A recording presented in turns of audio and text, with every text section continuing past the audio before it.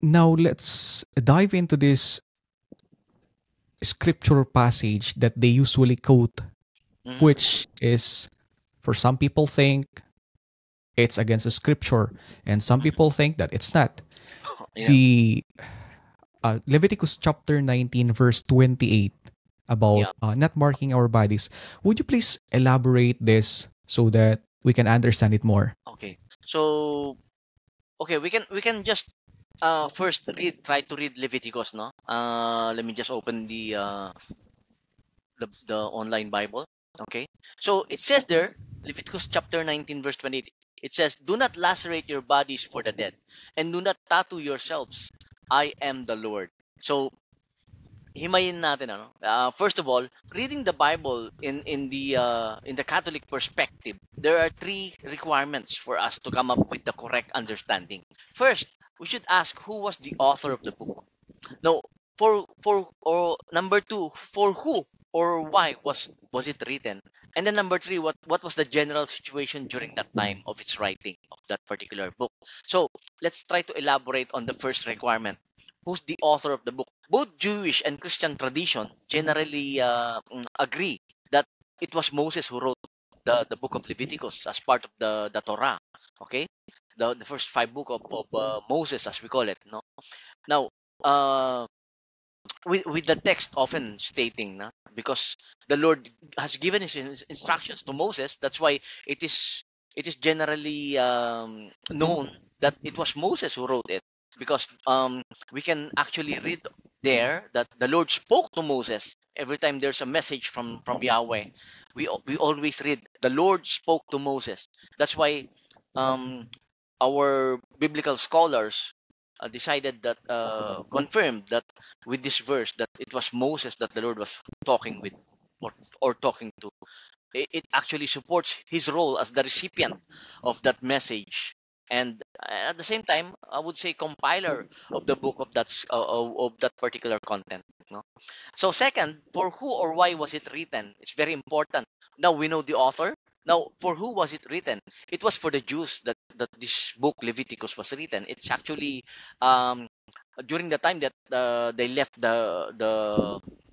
left Egypt after so many years of bondage from Egypt, and it's actually called a priestly handbook, you might say. So the book of Leviticus. So the book is described as a spiritual manual or handbook for the priests, specifically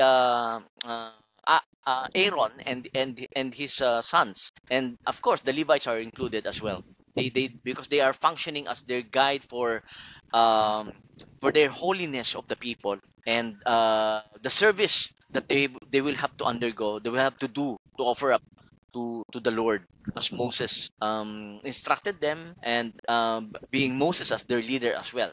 Now, Leviticus was written to provide the Israelites with detailed instructions for maintaining, as I've said, holiness and proper worship in God's presence. And the book serves as a guide to the people, because it contains the laws, the rituals, as well as ceremonies such as sacrifices, priesthood duties, ano pa, regulations for purity. No? These are all designed to ensure God's continued dwelling among His people. No? It marks the presence of the Lord, and as well as the spiritual growth of the Hebrew nation during that time. And it details the proper ways to worship God through sacrifices that establishes um, the functioning of the priesthood as well. And yeah, we might include also the start of the religious ceremonies that establishes that also. And with that, we can say that while Leviticus chapter 19 verse 28 may sound like a fairly, clear condemnation of tattoos, we have to keep in mind that the context of the Old Testament, the Old Testament laws, no, are clearly or obviously, for me, uh, uh, doesn't really um, prohibits people, the present Christians, the current Christians who follow Jesus. Um, we are not, no, we are no longer directly prohibited in doing this, in placing tattoos in our bodies, because the prohibitions, as we read Leviticus, is for it is related actually to pagan worship. That's why it's being prohibited to the Jews specifically, not to us. Okay, so um, similarly, the prohibition of graven images, no? These are not for us. These are for the Jews at that time. So we must be clear on this. And so, regardless if the original content, uh, it is a Catholic teaching that the Old Covenant ceremonial law is no longer binding or no longer applies to us as the New Covenant faithful people. And to say otherwise is contrary to the whole message of the New Testament. It would contradict it, you know.